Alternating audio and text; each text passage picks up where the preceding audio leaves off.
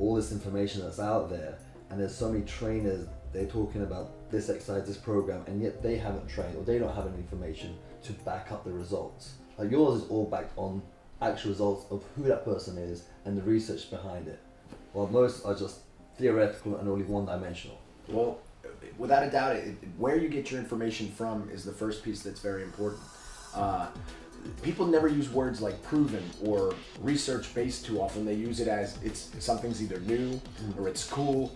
It makes people really tired or it makes people really sore. And I call that the Training for Warriors illogical 4. Like those are the illogical reasons how we choose things today. We'll say, man, that looks really cool, I'm gonna do that. Or, man, it's brand new, I never saw this, so this is what I have to do now. And that might be because the trainer is bored, but that doesn't maybe resonate with the client who, again, wants to get results. Like that's what we've forgotten is they're our boss, they're paying us to produce a result. So in any other industry in the world, if you don't produce a result, you don't get paid. You know, so imagine if fitness professionals only got paid if they help people lose weight and build muscle. Maybe we would have different strategies.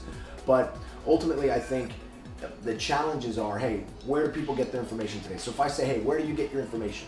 You know what they say? They say, I get it on Google, which can be controlled and is all influenced by different things. That doesn't mean it's the right information. And they say, I see things on YouTube.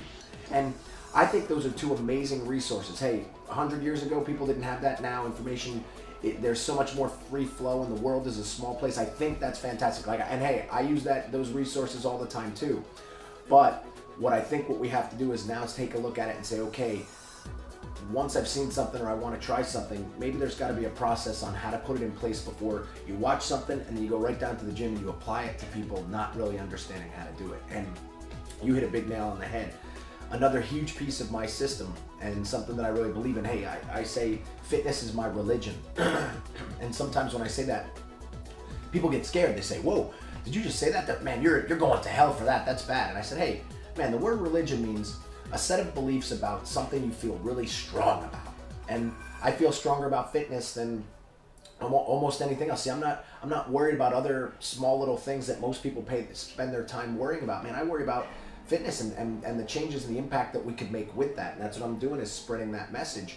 And in fitness, I just think that people, if we had the right information and we were applying it correctly, we could change people's lives. And so that's one of the things that we talked about a lot that really resonated with the people in the course. And as you said, change people's life. And there is a war going on, and that war is obesity and people dying early when they shouldn't be, and the depression and so on, and medication. And exercise is proven, it's actually proven to get rid of depression. All of them. So, hey, people ask me, hey, what's the biggest disease going on in the world? It's low self-esteem. Yeah. You know, hey, people don't feel good about themselves. So then what happens? They use food as a tool to do that, or they use drugs as a tool to do that. They're doing the wrong things, and they're giving up what they want most for what they want now. Yes. Right. So what happens is people want to be fit. They do. Like, they really want to be fit and they want to be healthy, and people want to live longer. I believe that.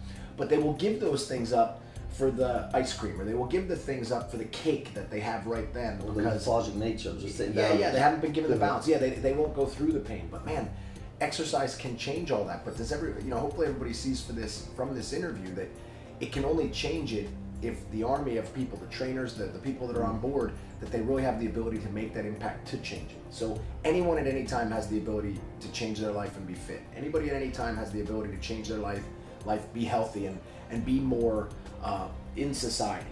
And I believe exercise is a tool where if you can get somebody to work out hard and you can get them to change their diet and they start to get results, they begin to see that anything is possible. And that's the thing that excites me most sometimes, is not just that one of my clients either had a great sport career, they've lost body fat, or they've built size, but it's the other things they start to do in their life because they realize what's possible. So you get more out of life. Yeah, our exercise becomes a vehicle. And in this discussion, you can see there's two sides of the spectrum. You've got the ones who undertrain and those who overtrain, right? So that's the part. And I guess the ones who's undertraining, they need that cultivation of the right exercise so they don't hurt themselves, and enjoy exercise and fall in love with that whole process and feel that medicine, that internal medicine.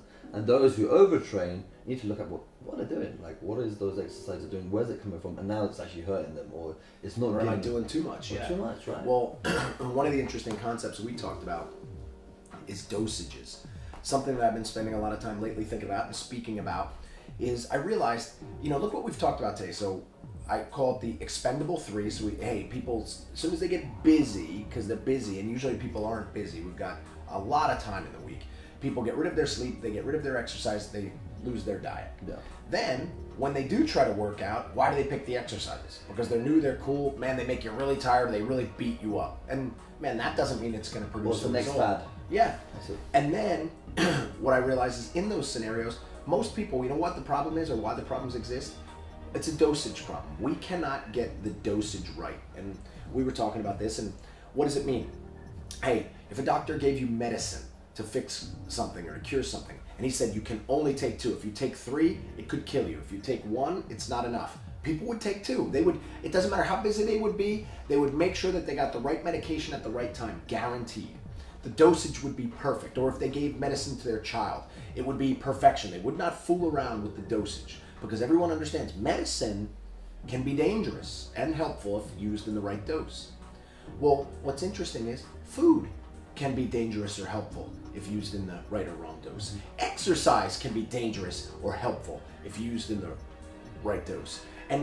But we don't pay attention to that. So what do? We overdose on food, we underdose on sleep, most people underdose on exercise, and then as a result, this is where all the problems come from. That is where obesity comes from, that's where low self-esteem comes from, that's where diabetes comes from, and it's just because we can't get the dosage right. So if there's one thing that you could get from this interview, hey, everyone out there, sleep, exercise, diet, it's medicine. Food is medicine. So when I eat my food, I'm thinking like I'm taking this important medicine that if I take too much or I take too little, I'm not going to get the result I want. When it's time to go to sleep, hey, I've got to get the right amount of sleep or I'm not going to get the result I want. When it's time to exercise, and it's taken me a long time to do it. Hey, I'll say this, I have undertrained, I have overtrained. Hey, I've overeaten, I've undereaten, so I can talk from experience when I talk about it.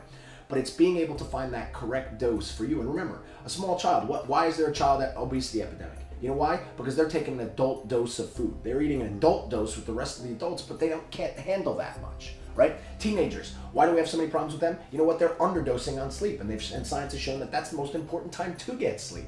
So what I'm getting at is hopefully you hear this dosage idea, and it's like, hey, next time you look at your plate, what's the right dose? So if I told you that 1 slice of pizza was the correct dose, and you eat 4, don't be shocked when you have, high blood pressure and you're overweight. Hey, if you tell me, and you can even tell me that 8 hours of sleep is the right dose, and you only get 5, don't be shocked when hormonally you're a mess, and obesity is higher, and you feel terrible, and you're less productive at work.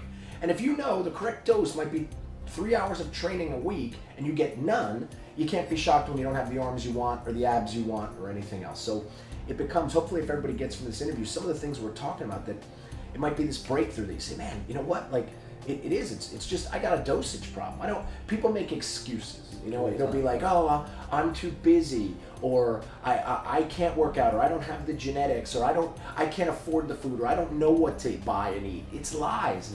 Everyone knows they're just taking things in all the wrong doses, and man, if you fix that, we could really make an impact. And we talked about that now that's the mission. Like, we spent a lot of time this weekend, people were asking me, what do I want to do? What's my vision? And mine is, I want to do something with all the things that I've created in my experiences to create a legacy that, man, someday I've helped enough people because of the things that I've gone through, that we've changed people's lives positively and really moved people forward, not allow it to keep going back. Exactly. And just as you said, like, when it comes to dosages, you also get those dosages from the right doctors. So if I had a health problem, I wouldn't be hanging around just speaking to any Muppet or looking on the internet and trying to figure it out for myself. I'll be going and seeking the best people out there for that information. And I have to say, I spent 2 days training with Martin Rooney through his certification program. I'm already an amazing trainer, but when I went there, I was like, there's so much more I can learn, and there's so much I've gained, and there's so much more I want to give. And Martin Rooney is definitely one of those trainers, and his training system, training for warriors, whether you're a coach or a trainer or just the average person, I would definitely recommend Training for Warriors.